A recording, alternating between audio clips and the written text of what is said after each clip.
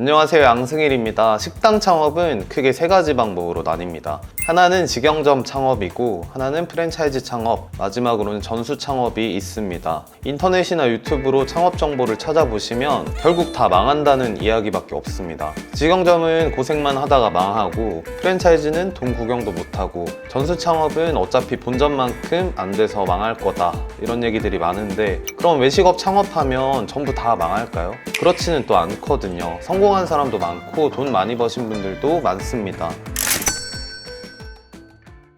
여기서 중요한 것은 크게 이렇게 세 가지 창업 방법이 있는데, 이 세 가지 창업의 구조를 정확하게 파악하고 각각의 장단점을 정확하게 안 뒤에 나에게 맞는 창업 방식이 어떤 방식인지, 나한테 맞는 옷이 어떤 옷인지 정확하게 아는 것이 중요합니다. 오늘은 여러분들이 알아야 될 창업의 세 가지 방식과 각각의 장단점을 말씀드리고, 여러분들이 어떤 방식으로 창업을 해야 되는지 찾는 데 도움을 드리려고 합니다. 만약 신규 창업이나 업종 변경을 준비하고 계시는 분들이 계시다면 이 영상을 두 번, 세 번 돌려보시는 것을 추천드립니다.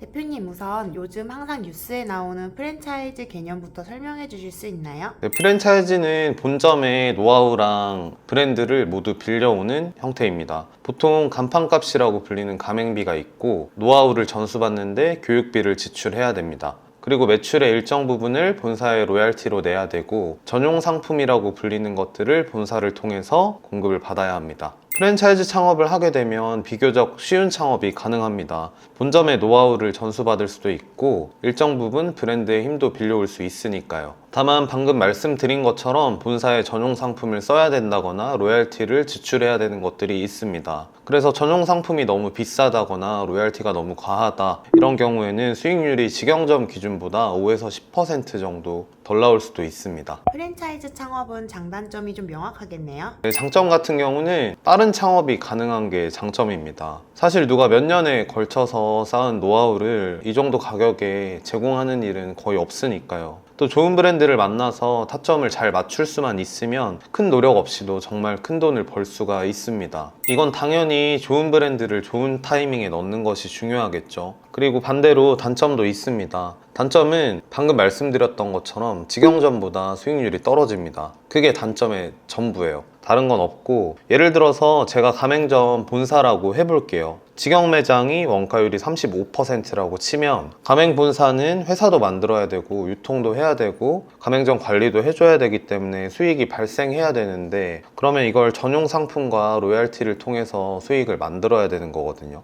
전용 상품을 통한 물류 수익이나 로얄티가 있는 겁니다. 이게 보통 적은 곳들은 가맹점 매출의 5%, 많은 곳들은 10%가 넘어가기도 합니다. 이렇게 장단점이 있기 때문에 잘 생각해 보시고 창업을 하는 것이 중요합니다. 내가 이 브랜드의 운영 시스템을 배우겠다거나, 아니면 고깃집을 어떻게 하는 건지 이 프랜차이즈를 통해서 배우겠다거나 하면 충분히 가치가 있다고 볼 수 있죠. 특히 초보 창업자들 같은 경우는 가게를 운영하는 노하우가 아예 없는 상태잖아요. 어떻게 해야 하는지 겁도 많이 나고 하기 때문에, 그런 경우에 선택할 수 있는 게 프랜차이즈 창업이라고 볼 수 있습니다. 대신 잘 알아보셔야 되겠죠. 만약 프랜차이즈 창업을 하고 싶다면 어떤 프랜차이즈를 찾는 것이 좋을까요? 다 필요 없고 매출이랑 수익률이 제일 중요합니다. 프랜차이즈 본사들이 우린 이게 좋아요, 그리고 이것도 좋아요 라고 말하는데, 사실은 그게 중요한 게 아니고, 저희는 돈 벌려고 장사하는 거기 때문에 얼마나 팔아서 얼마나 남았느냐, 그것만 중요하잖아요. 그래서 제가 예전부터 프랜차이즈를 그렇게 추천 안 했던 게, 어쨌거나 직영점보다 수익률이 떨어지는 형태이기 때문입니다. 그래서 저도 수익률 문제로 프랜차이즈 브랜드를 계속 만들지 않았었는데, 최근에 백산하로라는 브랜드를 만들었습니다. 백산하로는 일반적인 고깃집 형태보다 원가율을 5에서 10% 빼놓은 형태이기 때문에 다른 직영점들보다 오히려 수익률이 더 잘 나오거든요.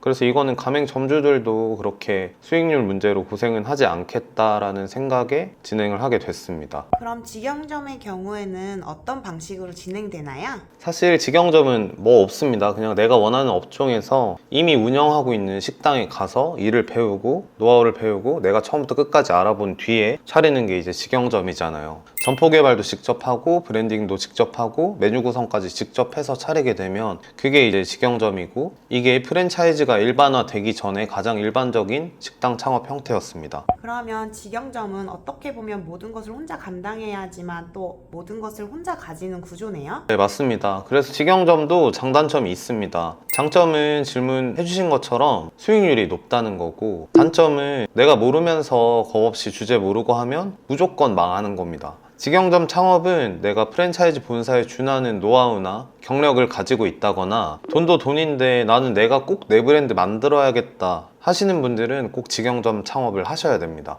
그러면 마지막으로 전수 창업은 개인적으로 조금 생소했는데 전수 창업은 어떤 구조인가요? 네, 전수 창업은 브랜드는 가져오지 않고 비법이나 노하우 같은 것들만 배운 뒤에 창업을 하는 형태입니다. 보통 전수 창업비라고 해서 적은 곳들은 몇백만 원, 많게는 억 단위도 합니다. 레시피만 가르쳐주는 곳들부터 레시피와 운영 방법까지 가르쳐주는 곳들도 있고, 레시피와 운영 방법을 포함해서 브랜딩까지 전부 다 전수하는 경우들도 있습니다. 케이스도 다 다르고 범위도 다 달라서 가격도 거기 맞게 다 다르게 책정돼 있습니다. 노하우를 배우고 하는 거니까 프랜차이즈랑 비슷하겠네요? 네, 어떻게 보시면 그렇게 생각하실 수도 있는데, 프랜차이즈와 전수 창업은 두 가지 측면에서 완전히 다른 부분이 있거든요. 한 가지는 전수 창업은 프랜차이즈처럼 지정된 상품이나 물류사를 쓰지 않아도 되면서 로얄티가 없다는 것이고, 나머지 하나는 전수 창업은 프랜차이즈와 다르게 상호를 다르게 씁니다. 공급자 입장에서 봤을 때 전수 창업을 해주는 사람은 일회성 비용을 받고 노하우를 가르쳐주고 빠지는 구조이고, 프랜차이즈 본사는 노하우를 가르쳐주고 브랜드 사용 권한까지 주고 계속 관리를 해야 된다는 점에서 전수 창업과 프랜차이즈 창업은 완전히 다른 형태입니다.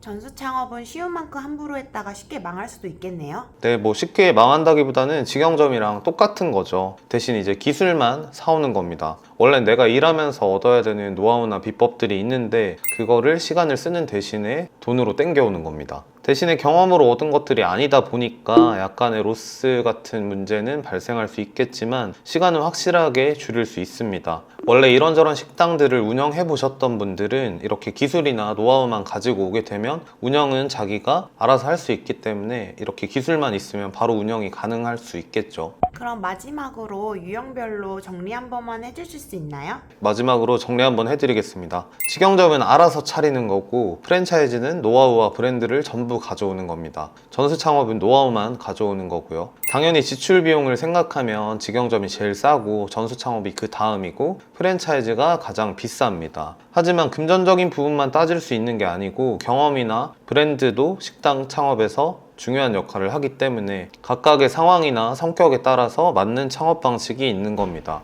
프랜차이즈 같은 경우는 내가 운영 노하우도 브랜드를 만들 수 있는 능력도 없다 하는 경우에 선택을 해야 되는 거고, 특히 초보 창업자들이나 창업 경험이 부족하신 분들은 여기 해당하겠죠. 그리고 전수 창업 같은 경우는 내가 브랜드를 만들 수 있고 충분히 운영할 수 있는 능력이 있다고 했을 때 시간 대신 돈을 써서 기술만 사오는 거고, 마지막으로 직영 창업은 내가 노하우도 있고 브랜드도 직접 만들 수 있는 능력이 있다 하는 경우에 선택하는 게 맞다고 보면 됩니다. 자, 오늘은 식당 창업 전에 반드시 알아야 될 3가지 유형의 창업 방법과 각각의 장단점을 설명해 드리고, 어떤 유형의 분들이 어떤 창업 방식을 선택하는 것이 좋을지에 대해서 말씀드렸습니다. 외식업 창업뿐만 아니라 우리가 어떤 선택을 할 때는 메타인지를 스스로 잘 해서 내가 어떤 사람인지 정확하게 인지하고 어떤 환경에 있는지 어떤 상황에 놓여 있는지 정확하게 파악하는 게 중요하다고 생각합니다. 외식업 창업의 허들이 낮아지면서 그런지 경기가 안 좋은데도 깊게 생각하지 않고 창업하시는 분들이 계속해서 많아지고 있는 것 같습니다. 여러분들은 절대 그렇게 하지 않으셨으면 좋겠고, 제 채널 구독해 주시고 이 영상 저장해 주신 뒤에 창업 전에 한 번씩 꺼내서 다시 보셨으면 좋겠습니다. 궁금하신 점 있으시면 댓글로 남겨주시면 좋을 것 같습니다. 감사합니다.